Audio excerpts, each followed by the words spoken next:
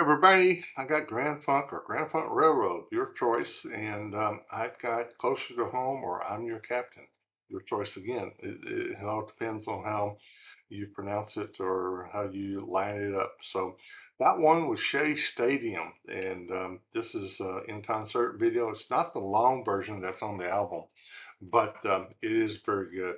So let's get to it, and it's got a great history and backstory. So I want to talk to you about that in a little bit. So hang in there. The way I do it is once I start playing, I don't stop the video. So hit like, subscribe, post notification bell, leave a comment. So stick with me and we'll get to the trivia and background of this one. It's got an interesting story. Bye.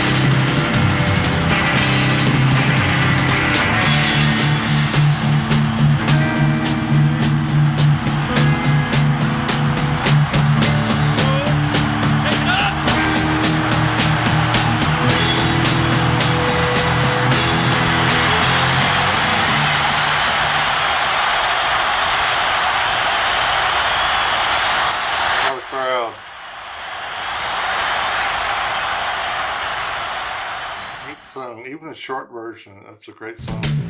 On this song, came about on one night that Mark Farner, the lead singer and guitarist there, was saying his prayers at night, and he had said a prayer, and he had become a Christian at one point, and I think he was already a Christian at this particular point, and he had said something, something to the effect that, God, just give me a song that will touch the heart of the people. And he woke up at 3 a.m. He was kind of half in a dream state, and he said, and this song came to him in the lyrics. And he said, it's about obviously a captain of a ship who's sick and wants to get back home, but his mates are going to overtake the ship and you know take over. And the long version has him cast off and that kind of thing, but the short version doesn't have it that way. But he was in a dream state. He said it made no sense to him whatsoever. He said then he got up the next morning and he put music to it, and he said he was actually going for a G on the guitar, and he accidentally hit a C chord instead of a G. They're very similar on the guitar, and he said, "Oh, that sounds even better." So he went with that, and so he started, working out the licks on it, and he started to develop the song. And um, he was working on it and working on it and working on it. And the other band members were asking, he said, "Hey, Mark, are you almost there?" And he says, "I'm getting closer. I'm getting closer. I'm getting closer."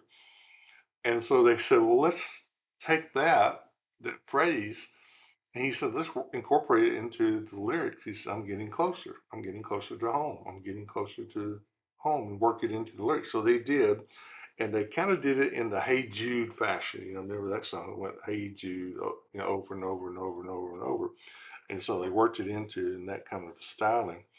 It was a long song, and then they put in orchestra music into the long version of it, and you can hear that on the album cut. And the FM radio stations were okay with it, but the AM stations, they wanted a much shorter version. But they had rented a billboard in Times Square that was going to run for just a month to promote the album, and it was a city block long billboard, and it cost $100,000. Now that's a lot of money back in 1970. I mean, it's a lot of money today, but $100,000 in 1970 is a lot of money for a month. The union went on strike. The Billboard union went on strike. They got 5 months of promoting that album on that billboard for $100,000. Now you talk about stretching that budget, man. What a deal! And that push, they sold out Shea Stadium like that, and it went, and it was incredible. So that's a little bit about that song and about how the origins of it. I've talked about the band. I'll put up there on my cards a little bit, some references to other songs that I've done by them. So thanks a lot for dropping by. Hit like, subscribe, help me get to 1,000. I'm at 508 right now, so help me get to the first 1,000. I really appreciate it. And leave a comment or a suggestion. I appreciate your dropping by today. All right, be nice to each other, be nice to yourself, okay? Bye.